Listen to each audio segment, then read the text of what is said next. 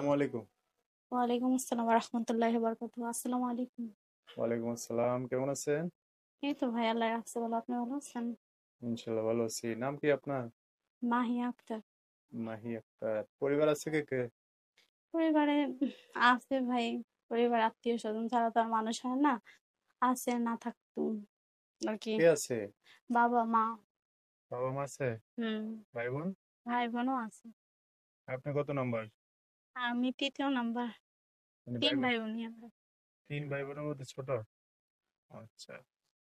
আর বড় ভাই বোন আছে? হুম। যে যার মতো আর কি। বিয়ে শাদী হয়ে গেছে ওনাদের? হুম। থাকেন কই এখন? থাকি ঢাকা মিরপুর 1 নম্বর।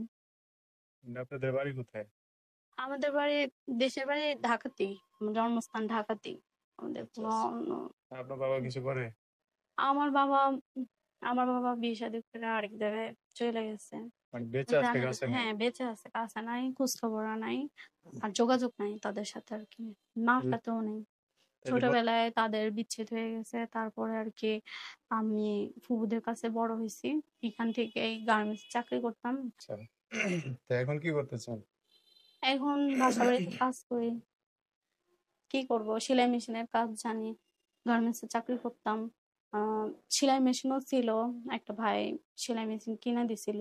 তারপর সেলাই মেশিনটা ডিস্টার্ব হওয়ার কারণে আর নিজেও একটু আর্থিক সমস্যার কারণে সেলাই মেশিনটা বিক্রি করে দিছি। হুম, চলেন কিভাবে? চলি যে বাসা বাড়িতে কাজকর্ম করি, এভাবে চলতে অনেক কষ্ট হয়ে যায় তো। এর জন্য আবার প্রতিবেদনের সামনে আসা, আমি কিন্তু আগেও আসছি। এই মুখটা কিন্তু চেনা মুখই। আবার আসার কোনো ইচ্ছা ছিল না। এতদিন এক ভাই আমার দায়িত্ব নিয়েছিল। আহ, সে তার সাথে কথাবার্তা বলতাম। ইদানিং তার বাংলাদেশে আসার কথা ছিল। হুম, উম, তার জন্য যোগাযোগ বন্ধ করে দিছে, কিসের জন্য সেটা বলতে পারি না। কিন্তু সে বিয়ে শাদী করার কথা ছিল, এতদিন সে দায়িত্ব চালাইছিল। হুম।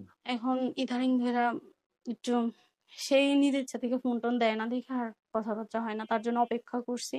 এখন অপেক্ষা করে তো আর সারা জীবন মানুষের জন্য বসে থাকা যায় না, তাই না? আরে এর জন্য চাইতেছিলাম যে কেউ যদি আবার নতুন করে পাশে আর কি দাঁড়াইতো, তাইলে একটু জীবনটা যদি ঘুরতো তার দাঁড়াতে, সেটাই।